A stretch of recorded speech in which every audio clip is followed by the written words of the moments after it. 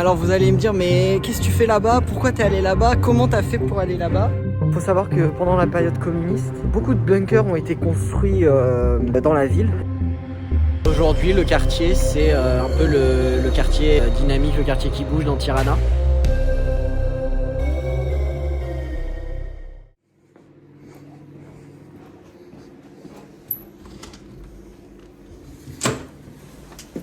Non, non, non, non, non, non.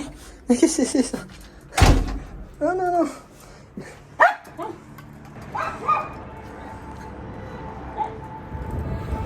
J'ai quitté Tirana ce matin en direction de l'est de l'Albanie. Après 2 heures de route, me voilà arrivé dans la ville de Pogradec.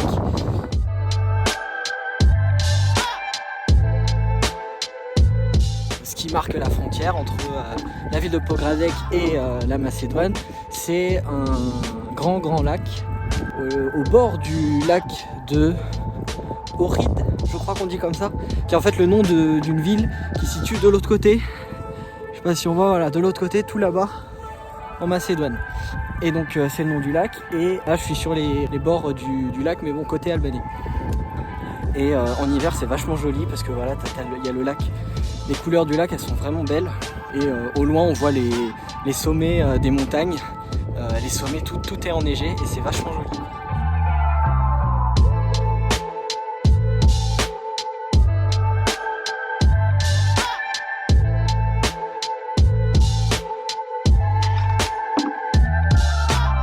Quand je suis arrivé, j'ai croisé un peu par hasard une Albanaise qui habite ici.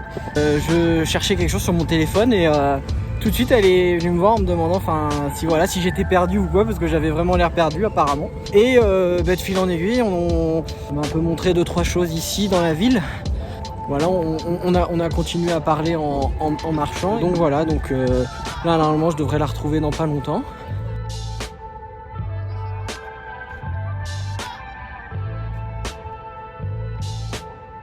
Donc ça y est, je l'ai retrouvé. Là on est en train de marcher le long du lac. On est à Pogradec et on va marcher jusqu'à la dernière ville juste avant la frontière, mais la frontière elle est vraiment pas loin. Et la ville qui s'appelle Tushemist. Tushemist, c'est ça? Ouais, Tushemist. Bon, je la filmerai pas, elle veut pas être filmée, mais bon, c'est compréhensible, hein, c'est pas... Donc voilà, donc là on est parti pour marcher pendant presque 1 heure aller, 1 heure retour. Voilà, donc le temps de revenir, je pense que le soleil sera couché. Those houses are completely empty. Yeah. There are many houses near Harvard that's empty. Even because of the migration too. So people left their house like this. Or they went, they worked, they came here, built the houses, and they are left empty. And they might come in summer, for the kids, Yeah. but many of them are empty. Interesting thing, because I don't know what happened, because the water was up to here. So all this green thing that you see, it was not there. For example, during the summer, the water is here. Yeah, up to where he's running. Yeah, okay.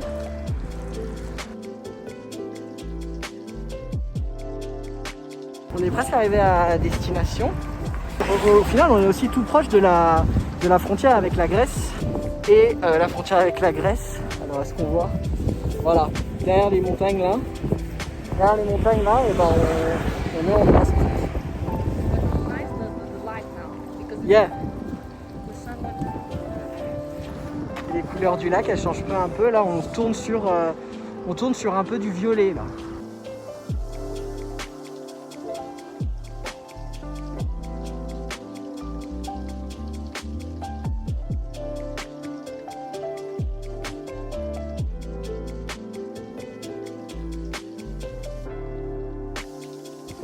There were restrictions on the movement, so you see the 5, 6 in the morning, because I get up early. People even walking everywhere, pockets you never see before.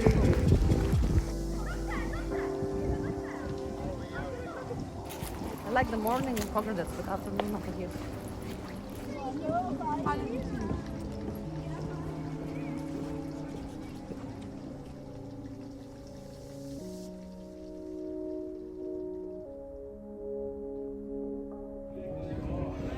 cas, je pensais pas venir ici aujourd'hui.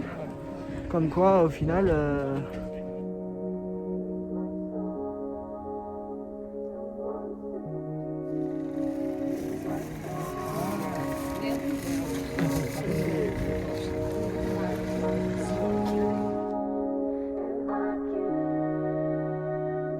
Je suis extrêmement fatigué de la journée. Donc je vais m'arrêter là pour aujourd'hui et puis je reprendrai les vidéos demain. Demain, programme chargé, plus de 3 heures de route pour rejoindre la ville de Berat, qui se situe plutôt au centre du pays.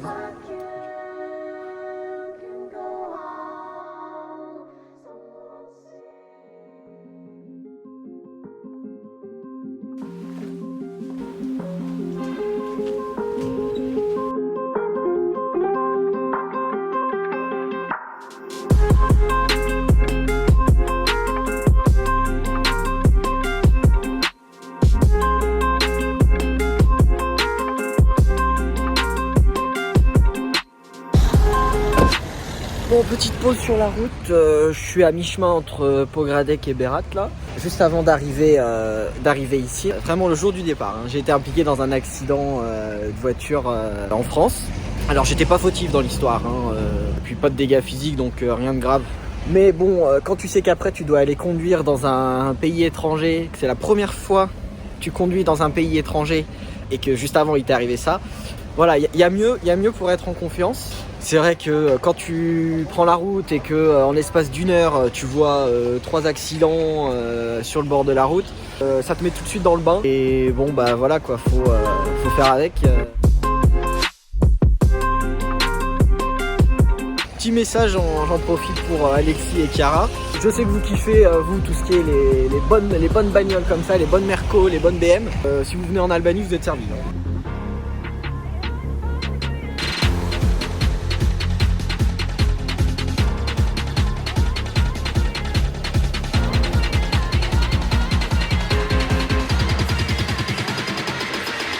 Later that same evening.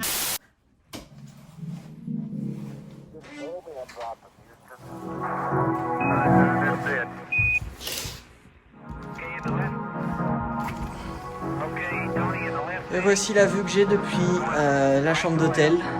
Je viens d'arriver. Et au loin là-bas, de l'autre côté de la rivière, c'est Berat. Voilà. La ville aux 1000 fenêtres.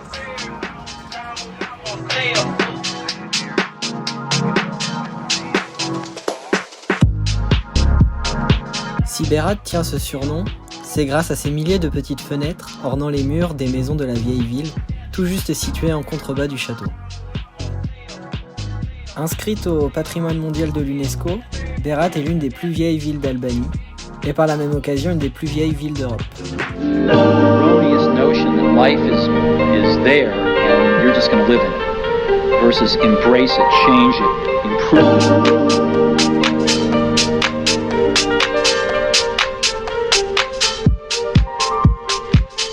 Encore aujourd'hui, elle garde des traces de différentes périodes de l'histoire. Romains, Grecs, Byzantins, Slaves, Ottomans, ils ont tour à tour laissé leur empreinte ici.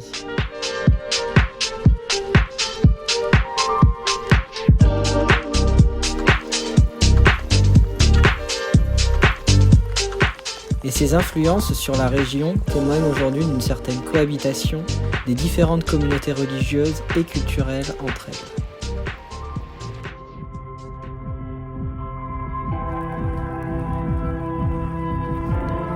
Tout ce mélange de cultures depuis des siècles à Berat, c'est aussi ce qui en fait un lieu à voir à tout prix.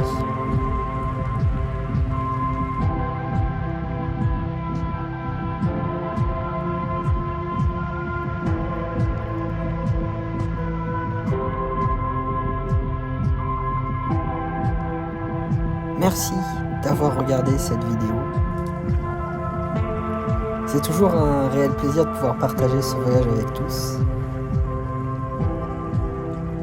Dans tous les cas, je vous dis à très vite pour de nouvelles aventures.